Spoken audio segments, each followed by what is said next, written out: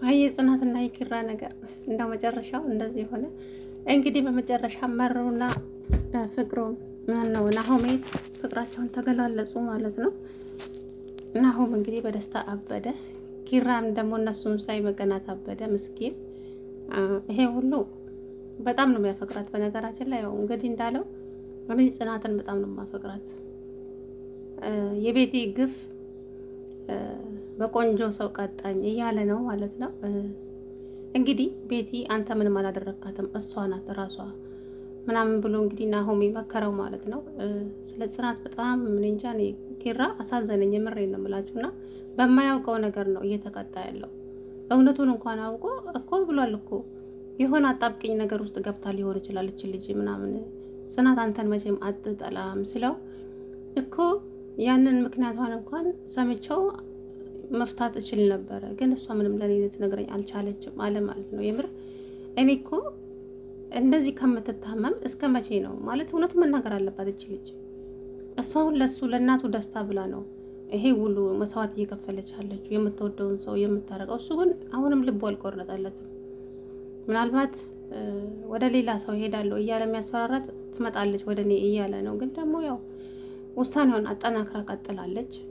እንግዲህ ሰኒም ምርጥ ጓደኛዋ ናት ከምሩዬ ቀጥሎ ማለት ነው። ሰኒዬ እንግዲህ ከዚች ከሀሴት ጋራ ሊቀራረቡ ወሰነች። እንግዲህ ሀሴት እነ ሰኒ ቤት ሄዳለች። ምክንያቱም ከዛ ስለ ኪራ ታወራለች ማለት ነው።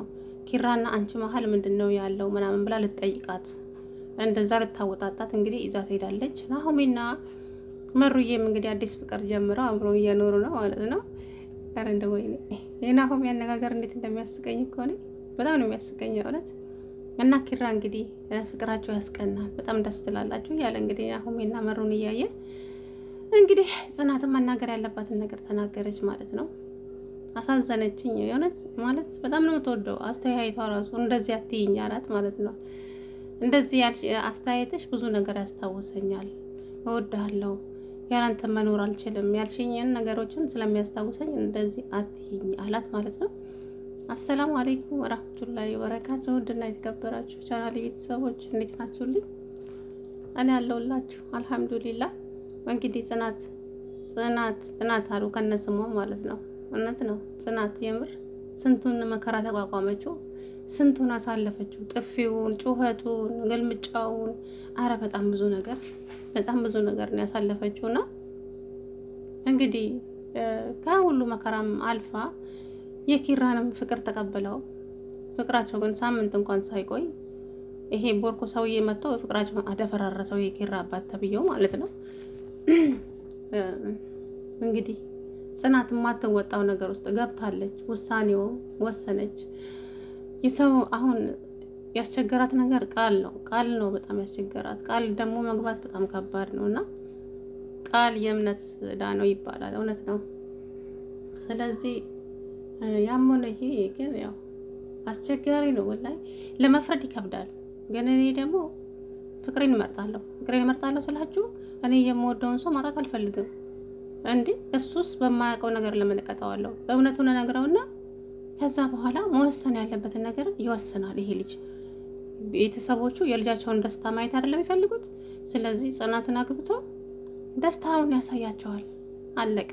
እሷ ግን እንግዲህ ሰውየውም እንዳስጠነቀቃት ነው ከአሴት አባት ጋር መዛመድ ስለሚፈልጉ ኪራና አሴት እንዲጋቡ ይፈልጋል ሰውየው ማለት ነው። ያ ደግሞ የኪሩቤል ምርጫ እንጂ የአባቱ አይደለም። በእነሱ ጊዜ ድሮ ቀረ ቤተሰብ ሄዶ አጅተው ለልጃቸው የሚድሩ ማለት ነው። አሁን ላይ ግን ያ ነገር የለም።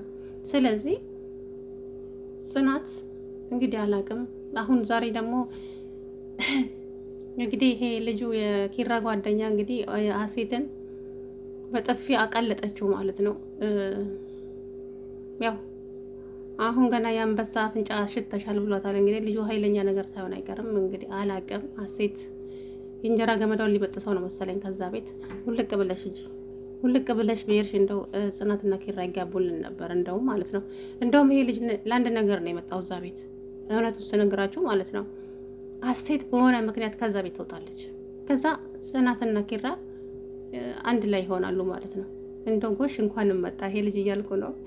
እና እንግዲህ 2 ዓመት ሙሉ በፍቅር ቀጣሽኝ፣ አባቴ እንደዛ ደብድቦ ከትምህርት ቤት አባሮኝ፣ እናቴስ ያለቀሰችው እንባ እያለ እንግዲህ እሱ በጥፋትህ ነው አይመለከተኝም ምናምን ብላ እንግዲህ ስለ አባቷ እንትን ሲል በጥፊ መታው ቤት ገባች። ጽናት ደንግጣ እንትናለች ማለት ነው። እንግዲህ ኪሩቤል ይሄ ሁሉ ነገር አያውቅም። ኪራ አሳዝኖኛል የእውነት። ድሮ እንግዲህ እንደዛ ጽናትን ሲሰድባት፣ ሲገላምጣት፣ ሲያንቋሽሻት፣ አሁን ግን በፍቅሯ ወድቆ እንደዚህ ሲንገላታ አሳዘነኝ። ግን ማለት በቃ እሷ ለሱ መስዋዕት እየከፈለች ነው ያለችው። ነገር ግን ደግሞ ብቻዋን ከምትታመም ለሱ እውነቱን ነግረው ከዛ በኋላ መወሰን ያለበትን ነገር ይወስን ነበረ።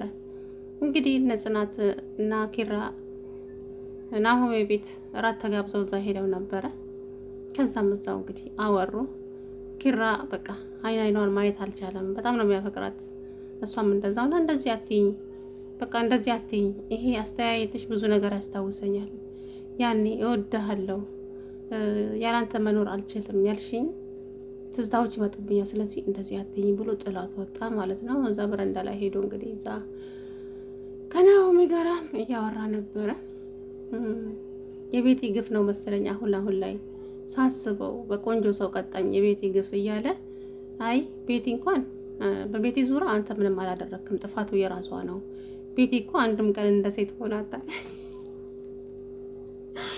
ናሆሜ ቤቲ እኮ አንድም ቀን እንደ ሴት ሆና አታውቅም እንዴ? ወንድ አይደለች እንዳለ እንደው እንዴት እንደሚያስቀኝ ናሆም ማለት ነው። እኔ አልዋሽህም ናሆም፣ ጽናትን በጣም ነው ማፈቅራት። ያለሷ ምንም በቃ ምንም ነኝ።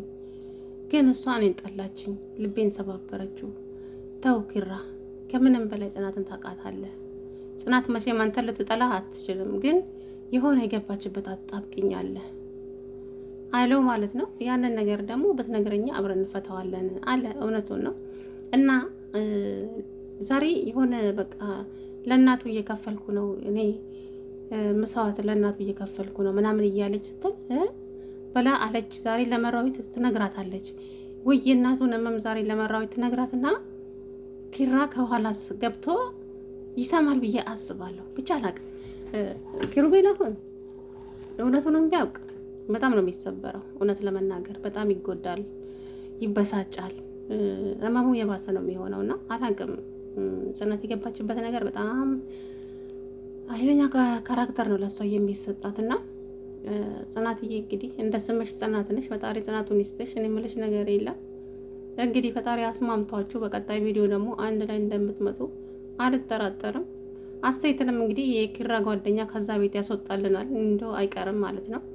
እሷ ከዛ ቤት ውልቅ ብላ ብትሄድ በቃ ኪራና ጽናት አንድ ላይ ሆኑ ነበረ። ስለዚህ የአንበሳ አፍንጫ ነው ያሸተትሽው፣ አሳይሻለሁ አሴት እያለ እየዛተ ነበረ ማለት ነው። ይሄ ልጅ እንግዲህ አስወጣልን። ኪራና ጽናት አንድ ላይ ይሆኑልን። ተባረክ እንደው